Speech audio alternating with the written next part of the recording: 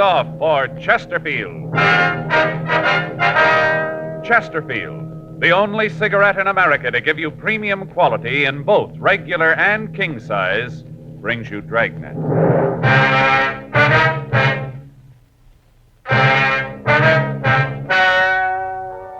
Ladies and gentlemen, the story you are about to hear is true.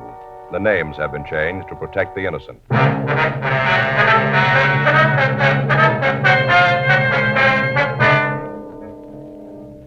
You're a detective sergeant. You're assigned to homicide detail. A man walks into your office and tells you he returned to his home to find that his wife was gone. She left no indication where she was going. Foul play is suspected. Your job, find her. The modern way to sell cigarettes is the Chesterfield way. Premium quality in both regular and king size. And we're the only one that does it. Premium quality in a cigarette means the world's best tobaccos, the best ingredients, the best cigarette paper. Only Chesterfield gives you this premium quality in both popular sizes. King size Chesterfield contains tobaccos of better quality and higher price than any other king size cigarette.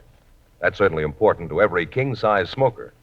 Of course, it's the same fine tobacco as in regular Chesterfield. There is absolutely no difference, except that king size Chesterfield gives you more than a fifth longer smoke. Yes, the modern way to sell cigarettes is the Chesterfield way. Premium quality, both regular and king size. Chesterfield is much milder. Chesterfield is best for you.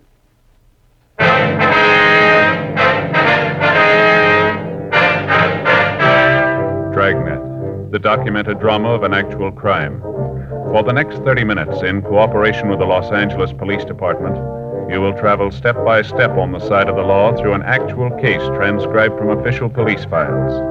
From beginning to end, from crime to punishment, Dragnet is the story of your police force in action. It was Tuesday, July 7th. It was hot in Los Angeles. We were working the night watch out of homicide detail. My partner's Frank Smith. The boss is Thad Brown, chief of detectives. My name's Friday. I was on my way into work, and it was 4:58 p.m. when I got to room 42. Homicide. Joe, that you? Yeah. Been here long? No, I just got in. Sure a beautiful day, isn't it? Yeah, summer's really here, isn't it? This daylight saving time makes a difference. Got a lot more time, seems like. Made me think about my vacation. Well, you're doing a couple of weeks, aren't you? Yeah, first part of August. Mm-hmm. Figured out where you're going yet? Yeah, Fay and I talked it out. You know, Joe, Oh, what's that? I think maybe I had Armin figured wrong. Armin? That's your brother-in-law? Yeah. Mm-hmm. This year, Fay and I got to talking where we're going to spend the vacation. Fay wants to go up to Big Bear. I'm saying Mexico. Yeah. You know, I figure a little fishing. I hear the yellows are hitting pretty good. The what? Yellowtails. Oh, yeah. You don't fish much, do No, you, I don't Joe? fish at all, you know. Well, they're supposed to be hitting pretty good, but Fay can't see Mexico. And darned if old Armin doesn't chime in and say he thinks Mexico's a great idea. Well, that's swell. Yeah, tells Fay all about the beaches down there and how good the food is, all about the air, healthy. You know, really sells her. So that's where you're going, huh? No, Fay didn't buy it. It's going to the mountains. Well, fishing's supposed to be pretty good up there, too, isn't it? That's what I've read, I guess. I suppose so, but... Old Armin, how do you like that guy? He sure surprised me. Yeah, maybe he's going to work out, huh? Yeah. I'll get it. Okay. Homicide, Friday. Yes, sir, it is. I beg your pardon. Could you talk a little louder? Yes, sir. Uh-huh. Yes, sir. Well, when was that? I see. When? Yes, sir. What was that address again? All right, I have it. Yes. Yes, sir, that's right. We'll be right out. Right, bye. Well, we got one to roll on. Kidnapping out in Hollywood. The man on the phone gave his name as Henry Wagner. He said that he'd come home from work and found that his wife was gone. He said on the phone that he'd found a note demanding ransom and cautioning him against calling the police. 5:22 p.m. Frank and I arrived at the house on Temple Hill Avenue. We parked the car down the street from the house and went up to the front door. Frank would remain in the car for a few minutes and then follow. In that way, if the kidnappers were watching the house, they wouldn't be as likely to know that we were working on the case. I rang the bell and waited. Yes, you the police? Yes, sir, that's right. My name's Friday. Oh, hello. Come in, please, quickly. I don't want them to see you. Who's them, sir? The kidnappers. They might be watching. I don't know what I'm going to do. Terrible thing to have happen. Just doesn't make sense. All right, now, sir, if you just try to calm down and tell me what happened here, we want to start right from the beginning. All right. I got home from school about 4:30. Myra wasn't here. I looked at the house for her, figured, like you said on the phone, that she might have gone to the store. When I couldn't find her, I started looking for a note. That's when I found the ransom demand right there on the coffee table. When you said you got home from school, is that it? Yes, I teach political science at the university. Well, when did you last see your wife? When I left this morning, about 7:30, I have a class at 8. Have you talked to her since? Yes, I called her about 1:15. Did everything seem all right then? I mean, did she seem to be upset, anything like that? No, everything seemed to be normal. Did she say if there was anyone with her when you talked to her? No, if there was, she didn't give any indication of it. I see. I know that this isn't a hoax, if that's what you're thinking. I know that Myra wouldn't do a thing like this. She's a serious woman. I guess you might say that she had a rather dull sense of humor. No, I know that she wouldn't do a thing like this as a joke. Well, no, sir, it's not that. I'm just trying to get all the facts here. Wonder if I could see the note. Yes, I left it over here on the desk. That'll be my partner. I'll let him in if it's all right. There, Frank. Yeah. Come on in. See here. Yep. Mr. Wagner, it's my partner, Frank Smith. How do you Hello, do, Mr. sir? Wagner. How do you do? I'll get the note. Well, I'd rather you wouldn't handle it anymore, sir. Oh, all right. You going to try to get some fingerprints from it? Is that right? Well, that's the idea, yes, sir. You read it, Joe? Yeah, it's made up of newsprint. It's been cut out of the paper. Looks like one of the morning papers. Yeah. I'll read it to you. It says put $10,000 in 5s, 10s, and 20s in a shoebox. Make sure the bills are unmarked. On July 8th, drive up Deer Canyon Drive at 10:30 p.m., 5 miles past the turnoff. You'll see a white string across the road. Drop the shoebox out of the car, go on back home. Your wife will be returned. Don't tell the cops. If you tell anybody, we'll kill your wife. Deer Canyon Drive. Yeah, you know, it's up above Laurel. Oh, yeah. $10,000. Do you have that kind of money, Mr. Wagner? No, sir. I don't know how I'm going to raise it. I have to, but I don't know how I'm going to do it. Have you noticed anyone lately that's been in the neighborhood here? I mean, anybody loitering around without any reason to be here? No, I haven't. Of course, you must understand I'm not home a great deal. But Myra didn't say anything about it. I'm sure she would have if she'd seen anybody like that. You and your wife have any enemies that'd do a thing like this, would you know? None that I can think of. You have any household help? I beg pardon? Household help. Anyone that comes in to help your wife with the housework. You know, a day maid, something like that. Well, there's Betty Jo. She comes in once a week to clean up the house. When was she last here? Let me see. That was Saturday. That's her usual day, Saturday. I guess it was then. Didn't you see her last week? No. You see, I had to go out by Pomona this last weekend. Series of lectures I wanted to catch. I left early Saturday morning, didn't get back until late that night. Did your wife go with you? No, she stayed at home. She had a little touch of the virus and figured she'd better stay at home and take care of it. Are you sure this is the right thing to do? Maybe I should have handled this myself. No, sir, you did the right thing. I wonder if you could give us a description of your wife, Mr. Wagner. Why? You aren't going to tell anyone else about this, are you? No, sir. The information will be handled in the usual confidential manner. Oh. Well, I guess you men know what you're doing. All right, sir, if you'd just give us a description, if you could. Well, Myra is about 5'3". I guess she weighs about 130 pounds. Mm-hmm. How old is she, sir? 42, just turned 42. Birthday last month, June 14th. How about the color of her hair? Sort of an auburn, I guess you'd call it. A little gray up in here, along the sides. Mm-hmm. Would you know what she was wearing? No, I wouldn't have the slightest idea. I don't know her clothes well enough to be able to look at what's in her closet and tell you what she had on. Mm-hmm. How about marks? I don't think I understand. I'm sorry. I mean, any visible birthmarks or scars, anything that might make it easier to identify her. No, I don't think so. Oh, wait a minute. There's a very small scar just under her ear right here. A couple of years ago, Myra and I went fishing up in the Sierras. Myra got a trout fly caught there. When they took it out, it left just a very small scar. But I don't think you'd be able to see it unless you were really looking for it. Mm-hmm. Anything else outstanding about her? No, there isn't. I wonder if we could have a photo of her. Do you have one? Of course. Wonder if you'd give us the address of this Betty Jo. Surely. I think Myra kept it in the phone book. I'll look for you. Do you think they'll really do it, officer? Kill Myra? Well, we're going to try to stop him, sir. I don't think so. Well, how about the money? Should I get it together? Not a lot of time if I have to meet them tomorrow night. We'll take care of that. Here's the address. Thank you, sir. I don't know what I'll do if they hurt Myra. Just don't know. It's odd, isn't it, Sergeant? What's that? Myra and I have been married for 22 years. I guess I always just took her for granted. Haven't been separated at all during that time. Just took her for granted. Yes, sir. I guess you have to lose something before you know what it's worth. 5:43 p.m. We asked Mr. Wagner not to touch anything in the house. We told him that after his wife had been returned and our men could move safely about the neighborhood, the house would be gone over for physical evidence. 2 men came out from the office and a stakeout was placed on the house. The note was taken downtown and photographed. Dean Bergman lifted several clean prints from it. However, comparison with those taken from Mr. Wagner eliminated them. The maid, Betty Jo, was contacted, but she could tell us nothing. In the meantime, Sergeant J. Allen at the crime lab prepared a shoebox as directed by the abductors. Dummy packages of money were placed in the box, and the container was wiped clean of all fingerprints. The area where the meet was to take place was staked out. The following morning, Wednesday, July 8th, Henry Wagner went to teach his classes at the university as usual. Late in the afternoon, he returned home, and at 9:45 p.m., he got into his car and left the house.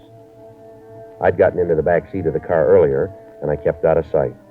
In an undercover unit behind us, Frank, Lieutenant Gorham, and Gil Encinas kept us under observation in the event that we missed contact with the kidnappers. 10:26 p.m. We turned off Benedict Canyon onto Deer Canyon Drive. I hope I'm doing the right thing. I can't help thinking of what they might do to Myra. Well, try to take it easy, Mr. Wagner. We know how you feel. Everything that can be done has been taken care of here. That's what you've been telling me for the past hour. Doesn't make me feel any better about what's happening. Can you still see that car behind us? No. I think they dropped back when we turned off Benedict. Uh-huh. How's it look up ahead? Can't see much. Dark. How far off the canyon have we come? About 4.5 miles. You got your box right there ready to throw it out? Yes, sir. Right here on the seat. All right, now remember, when you toss it out, try to lift it by the strings. Right, I'll remember. I just hope we're doing the right thing. I'll never forgive myself if anything happens to Myra. $10,000 just isn't worth it. Wait a minute. Mm-hmm. There it is. String across the road. See anybody around it? No, so dark. I can't see anything but what's in front of the car. How close are we to the place here? About 50 or 60 feet. All right, now take it slow. Don't give any indication that you aren't doing exactly what they told you to. And remember, don't handle that box. Hold it with a string. All right. We're here. I'm throwing the box out. All right, now close your door. What now? Go up the road a little, and then turn around and drive back. Act like everything is just the way they told you to handle it. All right. Take it easy now. We can turn around here. All right. You see anyone move for the money? No, not yet. Maybe when I get turned around. Just a second. There's a driveway here. Oh, it's pretty dark back there. All right, can you see anything at all? Nothing there. I don't see anyone. All right, now just keep driving. If there's anybody to pick up the money, it'll look better if you don't cause any trouble. I don't know about all of this, Sergeant. Somehow I still can't get the idea out of my mind that we've done the wrong thing. That they know all about it, that they're going to kill Myra. Now, there's no reason that they should know that there's anything wrong, Mr. Wagner. From what they can see, you're doing just what they told you. They got nothing to tell them any different here. But what if they found out? What if they know that you're working on the case? What if they know about it? They might kill Myra. I'd never forgive myself. I never should have told you about it. I should have taken care of it myself. They'll kill her. I know they will. They'll kill her because you're working on it. The way it is now, she hasn't got a chance. No, you're wrong there, Wagner. The odds are on her side now. 10:45 p.m. Henry Wagner and I left the meeting place. About a mile down Deer Canyon Drive, Wagner dropped me off, and then he started down Benedict Canyon Drive and continued on home. I met with Frank, Lieutenant Gorham, and Sergeant Gil Encinas, and we started back on foot. We cut off the road and waited on the hill overlooking the meeting place. Frank told me that they'd seen no activity on the road while Wagner and I were making the meet. We moved in closer. 11:30 p.m. No sign of the kidnappers. The moon came up and we could see the white string across the road. In a patch of manzanita, we could see the shoebox containing the dummy packages of money. We waited. Midnight. 1:30 a.m. Still no sign of the kidnappers. 2:30. 4. At 4:45 a.m., the sun came up and Frank and I left the area. Lieutenant Gorham and Sergeant Gil Encinas continued to stake the meeting place. If the kidnappers had been in the vicinity, we'd missed them. Our only course now was to wait for them to contact Henry Wagner again. 8:15 a.m. Frank and I checked out and went on home to take a shower and get something to eat. At 11:12 a.m. Thursday morning, we checked back into the office. Rough night, huh? Yeah, there's nothing to show for it. Anything from Gorman and Encinas? No, I don't see anything. There's one thing I found out. What's that? I need a heavier coat for nights. Yeah? So an ad in the magazine. Advertise those English duffel coats. Look real good. What? Duffel coats. Wore 'em in the North Atlantic during the war. You know, Joe, they're real heavy. Got a hood that comes up. Should be real warm. A hood? Yeah, you know, like a monk wears. When you aren't wearing it, looks just like a collar. So when it gets cold, you raise up the little gimmick, and there you are, warm as anything. You know, Frank, somehow I just can't see you in that. Yeah? Well, I noticed you weren't any too warm last night. Next time we do duty like that, I'm going to be ready for it. Yeah. It's just like a monk. I'll get it. Homicide, Friday. Yes. Oh, yes, mister. When was that? Uh-huh. Yes, sir, right away. Well, that's it. Huh? The Wagner woman, she's home.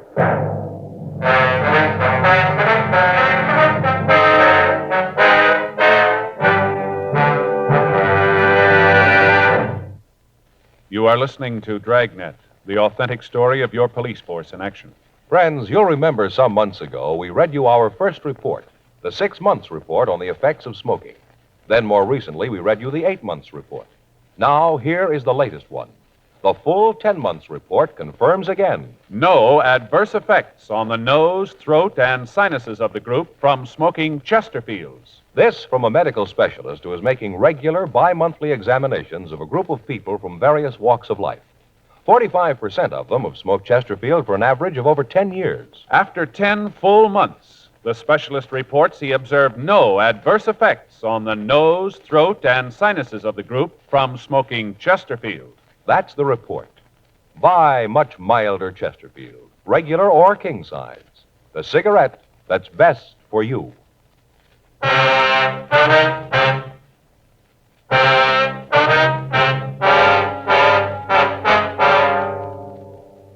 11:30 a.m. Frank and I drove out to the Wagner home. The officers on stakeout told us that Mrs. Wagner had walked into the house at about 11 o'clock that morning.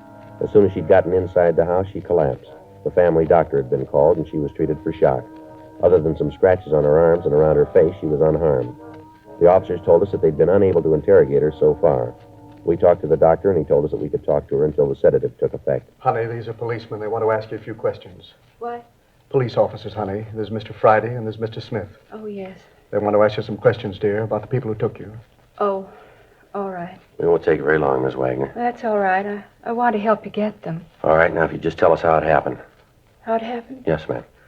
Sergeant, you have to do this now. Maybe later when she's rested. Oh, I'm sorry, Mr. Wagner. We haven't got much choice here. We'd like to get to the people who did this. If we wait until later, we might not be able to get them. Yes, I didn't think of that. Well, if the doctor says it's all right, go ahead. Miss Wagner, Yes? do you know the people who did it? The people who took you? No. You never seen them before? No, never. All right, now could you just tell us what happened? I guess so. They came to the door about 2:30. Who were they, ma'am? Well, I just saw a man. Later, when we got into the car, there was a woman, too. All right, go ahead. They told me that Henry'd been in an accident, that he'd been hurt, that he was at the hospital. Said they wanted to take me to him. Yes, ma'am. I didn't know any different. I went with them. I thought that Henry was hurt. I didn't know any different. You have to do this, officers. She's home, safe. That's all I care about. That's all that's important. Why don't you let her get some rest? Then you can talk to her. Talk as much as you want to. But please, you can see what this is doing to her. Yes, sir. Now, look, this isn't any easier on us. We've got a job to do here, like we had when she was gone. We know how you feel, but we'd like to get to those people. It's all right, Henry. I'm all right, dear. Where'd they take you, ma'am? First, I think they were going to take me to a house near here. I didn't notice the street, but it was near here. I'm sure of that. Then when we got near there, I knew that something was wrong, that they weren't going to take me to Henry like they said. I knew it then. Mm-hmm. Go ahead. I told them to let me out of the car, said that they'd better let me go. Mm-hmm. The woman, she was in the back seat with me, said for me to keep my mouth closed. I tried to get out the door, and she hit me. Then the two of them got into an argument. The man started to yell at the woman that it wasn't any good, that they'd better forget the whole thing. And the woman said that they'd gone too far for that now, that they had to go through with it. Uh-huh. Well, then they put a blindfold on me, tied my hands and blindfolded me, and then they started to drive. Well, at any time, did either of them use a name, you know, in talking to each other? No, I don't think so. At least if they did, I don't remember it. Mm-hmm. Go ahead, Miss Wagner. Well, then they started to drive. I couldn't see where they were going, but I know that they headed out the Arroyo Seco toward Pasadena. I could tell from the way we went. Then I heard the woman talk about the turnoff to get on the Seco. Right then, the man told her to shut up. Yes, ma'am. We drove for quite a while and then stopped. They made me get out and took me into a house. Did you have any idea where you were at the time, ma'am? No, I didn't. Mm-hmm. Go ahead, ma'am. Well, they took me into the house and put me in a room. Tied me up. I couldn't move, couldn't do anything. They locked the door, and I could hear them arguing in the next room. The man was really telling the woman off. Said that she was a fool, that she'd really botched the whole thing up. I see. That night, they brought in a plate of food. Told me it was time to eat. All there was were some prunes. That's what they fed me all the time I was there, prunes. Never did take the blindfold off.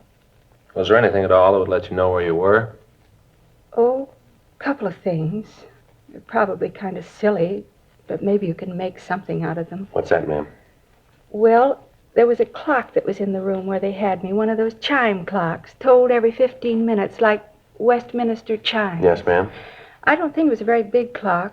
Chimes sounded small. Mm-hmm. Then there were the trains. Trains? Yes, every once in a while I'd hear trains going past. Sounded like they were near, maybe a couple blocks away, not much more than that. But do you think that you could give us a description of the man and woman, Miss Wagner? Yes, I think so. First, I was so upset with thinking that Henry was hurt that I didn't notice, but I think I can describe them for you. All right, ma'am, that'll be fine. There's one thing, though. What's that? I'd be positive if I saw them. 12 noon. We continued to talk to the Wagner woman. She gave us a description of the man and woman who had kidnapped her and a description of the car they'd used. We called the information into the office, and a local and an APB were gotten out. We ran the descriptions through R&I, but we got no make. 2:45 p.m. As one of the possibilities for identifying the locality described by Mrs. Wagner, Frank and I left the house and drove to the office of one of the milk companies in the city. We talked to the driver that handled the area in which Mrs. Wagner said the kidnappers were going to stop. He couldn't identify the man and the woman from the description. We checked 2 more milk companies, and on the 3rd, we got a tentative identification. The driver of the route told us that we could be asking about a Mr. and Mrs. Thomas Harper, he thought. He gave us their address, and Frank and I drove out there. On the way, we called the names into R&I and had them make a check for us. They said they had a record on a Thomas Harper who answered the description. He'd served time in San Quentin and in Folsom penitentiaries. He'd been sentenced both times for armed robbery and ADW. There was no record on Mrs. Harper and no wants at the present time for her husband. 5:57 p.m. Well, we better try it again, huh? All right. Probably aren't in. Mm-hmm. There's a car parked down the street here. It could be theirs. Checks on that description we got from the Wagner woman. Wait a minute. I think somebody's coming. Yeah, what do you want? You Thomas Harper? Yeah, that's right. Police officers would like to talk to you. What about? Just like to talk to you. All right, come on in. Who is it, Tom?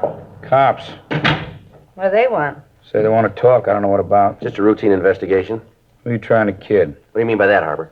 Somebody's done something, you need a pigeon. I got a record, so I'm right for you guys to lean What's on. the matter? You got something to worry about? Not a thing in the world, but I know you guys, you're going to try. What do you want, anyway? You people tell us your activities for the past 4 days? What for? Just tell us, will you? Yeah, tell us. You got an angle or you wouldn't be here. You're trying to pin something on us, and you know it. You want to tell us what you've been doing? We haven't left the house at all. Can you prove that? Prove it to who? You? You got no right to come in here and ask a lot of questions. She's right. You haven't got any right to do that. Now, either you pull us in or you get out of here. All right, Harper. We're getting ready to leave anyway. We'll see you later. Yeah, let's go, Frank. Right.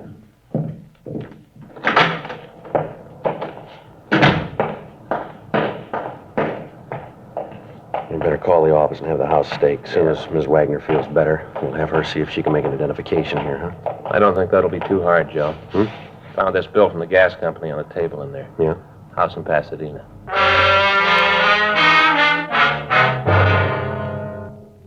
Harper's mugshot had been pulled and sent to the Wagner home for identification. Mrs. Wagner was still under sedatives. 7:15 p.m. Frank and I drove out to Pasadena. We got in touch with the police department out there, and 2 officers were assigned to accompany us to the address on the gas bill. The house was unoccupied, and there were advertising papers strewn all about on the lawn. With the officers, we entered the house and went through it. In some of the rooms, there were pieces of furniture, and in the living room of the house, we found a mantel clock that chimed on the quarter hour. On an end table, we found a ball of white string that looked like the same type that had been used to mark the meeting place up on Deer Canyon Drive. In one of the back bedrooms, we found prune seeds scattered around on the floor. A stakeout was arranged on the house. We contacted the men watching the Harper residence and found that the suspects were still there. 9:56 p.m. Frank and I arrived back at the Harper home in Hollywood. The lights were out and the house was dark. Frank went around to the back of the house. Yeah? What do you want this time of the night? Did you guys ever give up? All right, Harper, let's get dressed. We want to talk to you downtown. You tying a pinch to me? You called it. For what? Kidnapping. You're out of your mind. Come on, get dressed. Who is it, honey? Cops say we kidnapped somebody. What? Fuzz has an idea we kidnapped somebody. You're kidding. Afraid not, Miss Harper. You better get dressed, too. Anybody else in the house? Yeah, we take in boarders. Don't get smart. Where's that door go? Bedroom. Just the one bedroom here? That's right, we're roughing it. Just the kitchen over here? Yeah. All right, come on. How about the bath? In there. All right, we'll all go. Come on.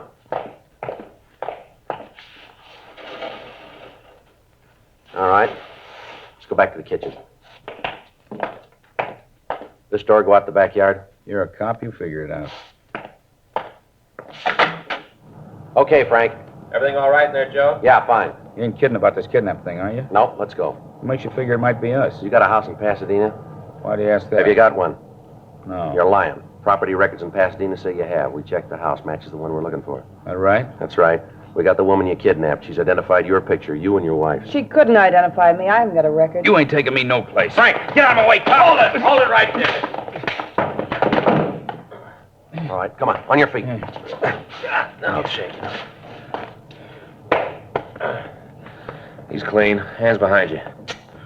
I told you what had happened. I told you we should let her go right away. I told you. Oh, shut up. You and your bright ideas. 10 grand easy. You and your bright ideas. Well, look what it got us. Look, Buster, you didn't yell when you thought of getting your hot little hands on that dough. You were all for it then. Well, we lost. What do you want me to do about it? Break down and bawl? Should have known from the beginning. I had nothing but trouble with you from the start. Always wanting something easy. Always wanting big money. Never satisfied. That's the trouble with kids. Bad losers. Great winners, but bad losers. Well, you're a big boy now. You lost. That's all there is to it. Stop whining. Easy for you to say. If you get through with me, I'll be in for life. You got no record. She has now. Let's go.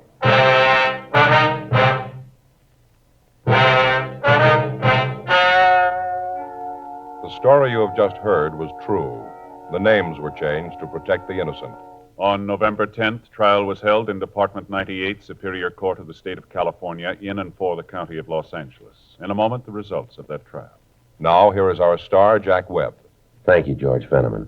Friends, only the modern cigarette Chesterfield gives you this scientific evidence on the effects of smoking. No adverse effects on the nose, throat, and sinuses of the group from smoking Chesterfields. And only the modern cigarette Chesterfield gives you premium quality in both regular and king size. Now, I know Chesterfield is best for me and best for you. Buy 'em regular or king size. Either way, they're much milder to give you all the pleasure the modern cigarette can give.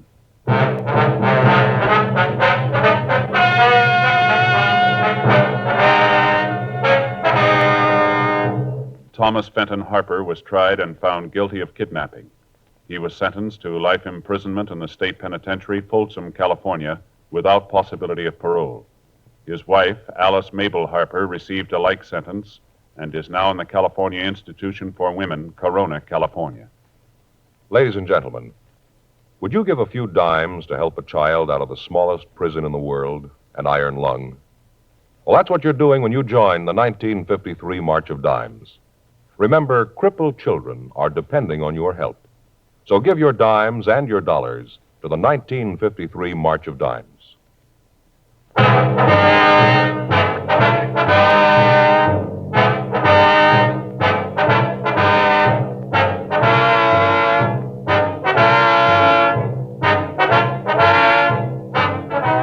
You have just heard Dragnet, a series of authentic cases from official files. Technical advice comes from the Office of Chief of Police W.H. Parker, Los Angeles Police Department. Technical advisors, Captain Jack Donahoe, Sergeant Marty Wynn, Sergeant Vance Brasher. Heard tonight were Ben Alexander, Virginia Gregg, Jonathan Hull. Script by John Robinson. Music by Walter Schumann. Hal Gibney speaking. Sound off for Chesterfield. Either way you like 'em, regular or king size, you'll find premium quality Chesterfields much milder. Chesterfield has brought you Dragnet, transcribed from Los Angeles.